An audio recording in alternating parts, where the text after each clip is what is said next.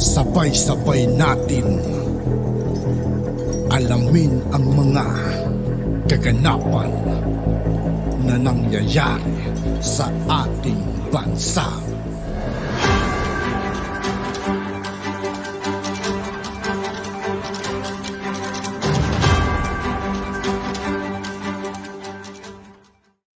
Yo, what's up mga kaibigan? This is I2K po again. Ngayon nandito naman ulit tayo sa channel ni Banat Kapanig TV. Dito naman ulit tayo magbibigay ng komento at reaksyon. Pero bago ang lahat ng yan mga kaibigan, sa lahat ng hindi pa nakasubscribe kay Banat Kapanig TV, mag-subscribe na po tayo at huwag nyo rin pong kalimutan mag-subscribe dito sa aking channel. Simulan na natin mga kaibigan, let's go! The reason why you didn't come because you were excused, but that was a different story.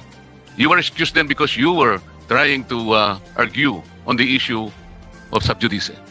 Somebody explained to you that sub judice does not apply in Congress. We have our own rules. Alam mo naman yun, you were also an honorable member of this house before. Kahit na Supreme Court pa yung nag-hear, they will yield to us because that is the right of Congress. Sinabi mo doon paano naman ako pupunta doon sub judice? Personally, you know this is not applicable.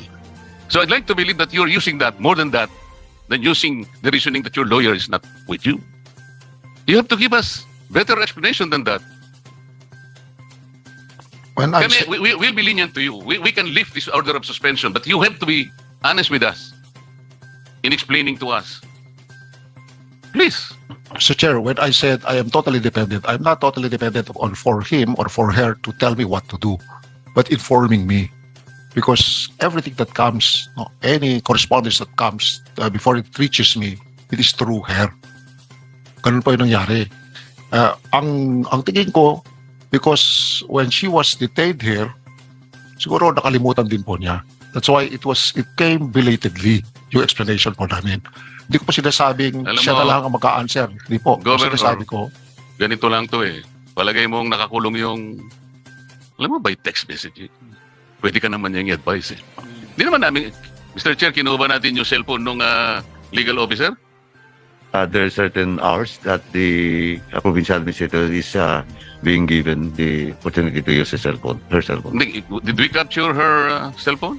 No, as per request niya, pwede yung magamit for a given period of time. So, on that premise, Did we prevent her from contacting the good... Mr. Chair, she's provincial only allowed to use the cell phone 30 minutes in the afternoon and 30 minutes in the morning. that's correct. di malaking bagay na yun. Yeah, pero... Ako naman siguro, Mr. Chair, 5 minutes naman. most of the time, siyempre, balisa rin yung bata. No, this is the first time that she's cited in contempt. She's the first time she's detained and she's out. Wala akong contact kahit kanino. She's alone in the detention cell. I don't know. Kaya nga po sabi ko, it totally nagkalimutan po lahat sa totoo lang. Sino naman ho ang hindi a-answer sa show cause order? And I know there are consequences of that. Kaya lang po, ganun po yung nangyari. When she was detained, doon na po and really, I'm really sorry for that. Mr. Chair, can we be informed of what was the extent of the show cause order? Was it too difficult? Was it too legalist that the governor will be unable to answer without the help of his legal officer? Ano ba yung nakalagay ito sa show cause order? It was simply asking him to explain why he should not be cited in contempt for acts. Undue interference of the proceedings of these committees.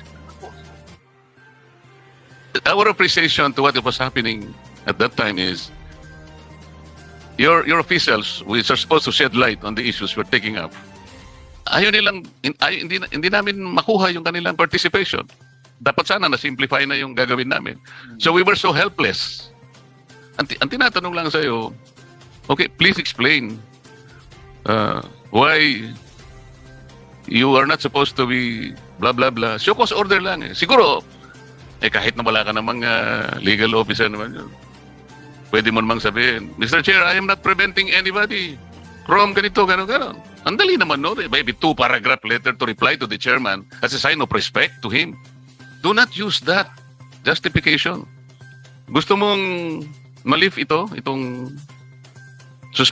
detention order, we can do it. It is within our right to do it.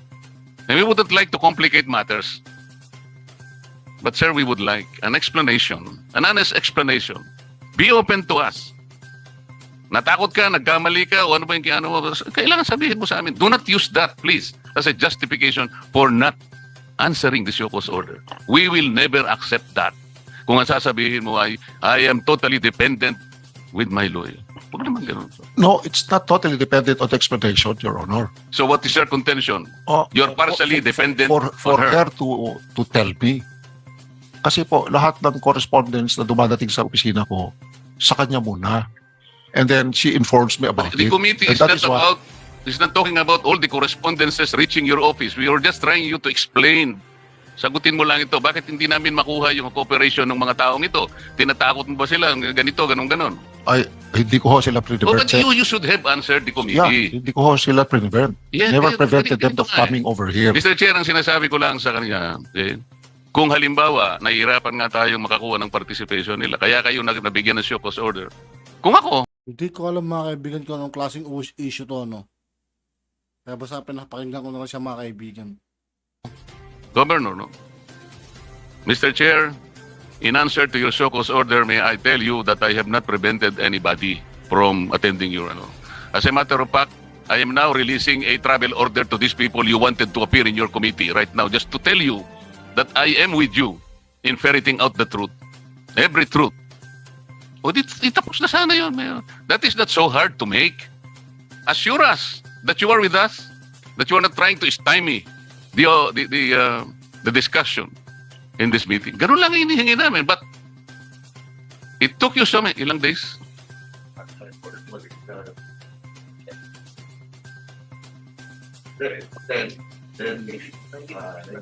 Yun yung sinasabi namin, Governor. A 3-5 paragraph letter. Sige, maski na 3 paragraphs lang. It's a sign of respect. Kaya ka sir, sabi ko, hindi niya nasabi sa akin na I have to come up with a show cause order. Really sir, yun ang kuwang ko. So I thought all the while, walang ganun sa akin. And then she was detained here. So that is why, na-explain lang niya yon nung nakalabas na siya. No? At sinabi niya sa akin, yun po yung nangyari sir sa amin, Mr. Chair.